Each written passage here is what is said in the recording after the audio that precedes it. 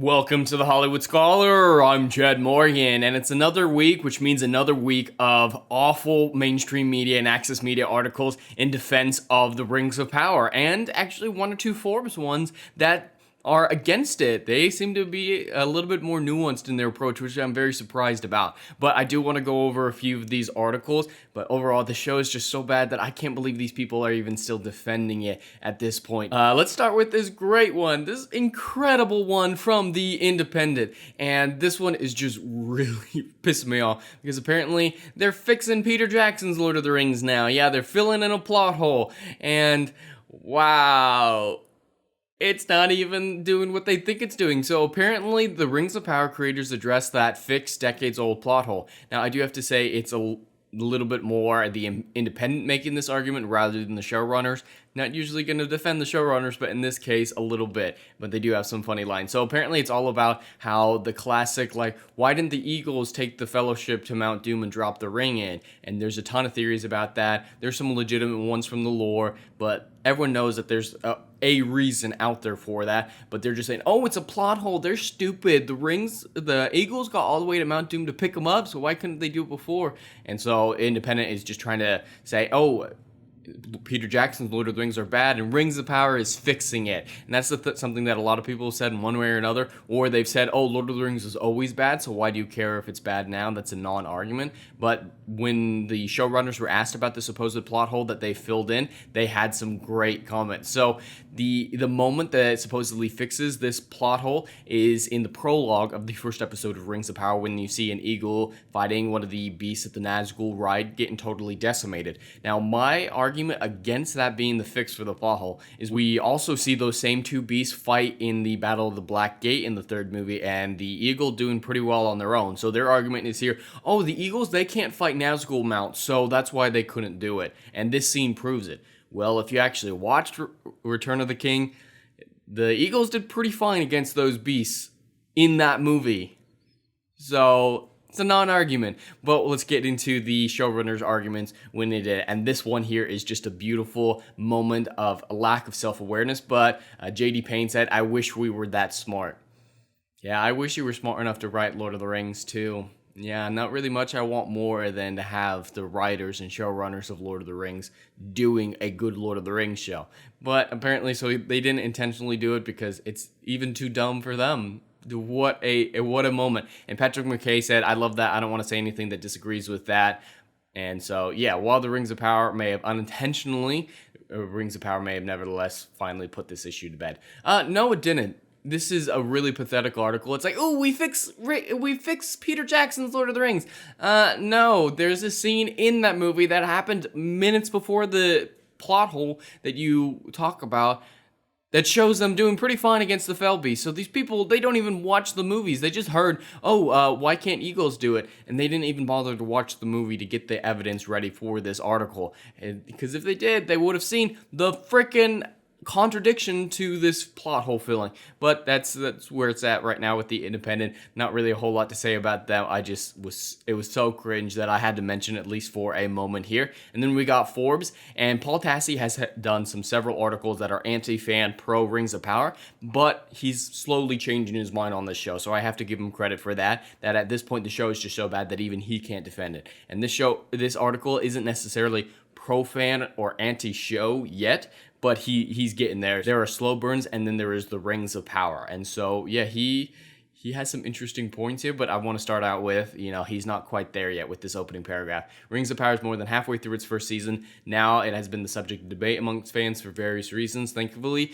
we've seemed to move past the Black Dwarves, Woman Warrior Elves initial controversy that held absolutely no weight. Yeah, it held absolutely no weight. Do you want to know why? Because you could never provide any proof that those were racist or sexist arguments. They were legitimate lore issues. There was no actual racism or sexism in there. So yes, those controversies held no weight, other than the weight that the mainstream and access media is forced upon them for a narrative to be crafted around the show, to be a defense mechanism for it, so that people who ever criticized the show were just like, oh, racist and sexist. No, legitimate criticism right here. doesn't matter. So yeah, it held absolutely no weight because people like you made it into a controversy that wasn't there whatsoever.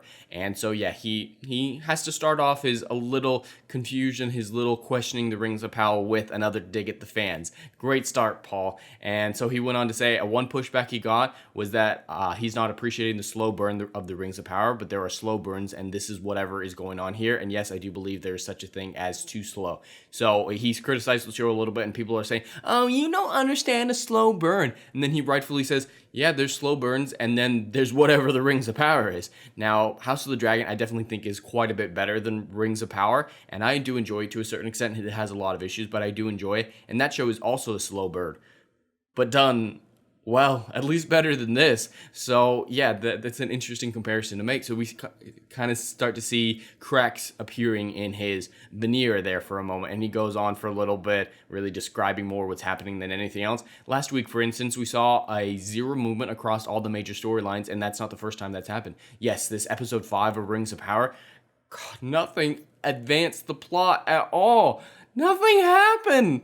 Not that it couldn't be dealt with in 5 minutes of the next episode, like Arondir getting the sword hilt and whatnot. Not a whole lot happened, and it's really impressive to see someone like him say it, especially considering how aggressive he's been in defending the show against the fans in recent weeks.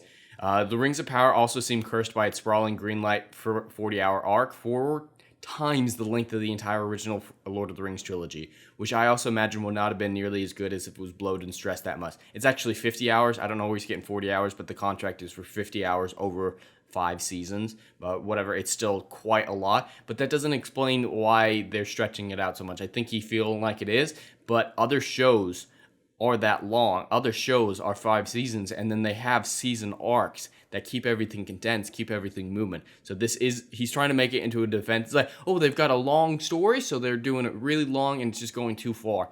No, you can have in-season arcs. So he tried to recoup his status of being pro a little bit too hard here, but whatever, something is missing here, and I hope future seasons can find it. I really hope it doesn't get a future season because this show was just that bad, and I doubt that they're going to find it if these writers and showrunners are still involved. And it's really, it's shocking to see how hard it is for a person like him to admit that this show isn't as good as he thought it was initially, because it is horrific. I think it is definitely a contender for one of the worst shows ever created. But we also have this last article here that I wanted to mention briefly from The Spectator in defense of Amazon's The Rings of Power. Of course, you've got to defend it because it's so shit that everyone's telling you it's shit. After Game of Thrones, it's nice to be reminded that there's more life than killing and scheming. So there's not murder everywhere, so it's better. So it's good. Wow, that's a great argument. Doesn't even take into account that maybe it's just poorly written. Like, that's not an excuse. You can't just say, oh, less people die, so it's good. No, it still has to be better written. Sure, I do like that TV landscape has a variety of people who don't want, like, the violence of Game of Thrones. It still has to be well written, so that defense doesn't really hold any water. And there's just really these couple comments here I want to talk on for a moment. So despite the best efforts of the Tolkien Society, screw them, to queer Tolkien studies, the Inkling's biggest admirers tend to be Christian on the cultural and political right. So it's like, oh, the big problem here is the fact that they're all like right-wing Christians despite Tolkien Society's attempt to queer it all up. Yeah, that's not going to work. And that's fine if a certain fan base leans a certain way. But not in today's society. Screw the Christians, screw the far or the politically right. I'm neither of those things, but it's not something that's okay to attack them for. And yeah, there's a reason it leans that way, because that's kind of the way Tolkien leaned to a certain extent. And queering it up won't work because he didn't put it in there queered. So freaking retarded. And so, yeah, they were talking about how it's, there were a lot of jokes about it initially, about how they were going to be like transgender elves and whatnot. And the Babylon Bee parody trailer managed to rack up more likes than the real trailer. And that's just a hilarious point that they put in here, because that Babylon Bee parody trailer is freaking hilarious. They did a lot of really funny stuff with Rings of Power. And they mentioned in here, a Babylon Bee got more likes than the real trailer. That is just irony to the 9th level. And the Spectator article can't see it. It's just, oh, it's transphobia, oh, it's homophobia, and they don't really have much to say in this section besides, he's responding to a specific criticism that is very politically leaning, and he's trying to paint a picture that it's all politically leaning criticism about like Galadriel being a feminist warrior. It's not all that great stuff, but he does make an admission here about the Trump rally. Sure, there were a few cringy lines. Yeah, so the Spectator, the author here, doing his best to defend the show, and even this person has to say, yeah, there were some cringy lines there. That's the best they're gonna do, is say some cringy lines, not actually say the scene was bad or politically motivated. They're just like, yeah, it's a little cringy. No, it was awful, awful. So yeah, a little bit of self-reflection, a little bit of honesty creeping through the cracks in the most minimum way absolutely possible. And that's about it. They just keep going attacking people for their religion and their, political orientation or whatever. It's just a bunch of nonsense. But these are just the best ones from this week. There are a lot of other headlines. There's always more headlines with the Rings of Power, but these are the ones that really stood out to me as being a little bit funny and worthy of talking about. And I just look forward to the next week of Rings of Power to see what the cope is with that one, because apparently that's when everything's supposed to start moving. Guys, you don't get that the first 5 episodes were just set up. Now we're getting to the cool payoff, and it's gonna all be worth it. Yeah, I don't see that being the case, but we'll see on Thursday night to see if it actually happens, if anything actually happens in this show yet. But anyway, that's all I have for today. I'd love to hear your thoughts in the comments below. Please like and subscribe, and we'll see you in the next video. Anon.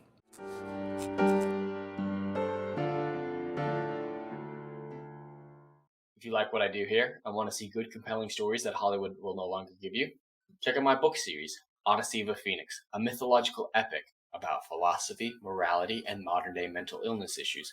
Books 1, Down in Flames, and Book 2, Apocalypse Then, currently on sale. Book 3, Kill the Dark, coming soon.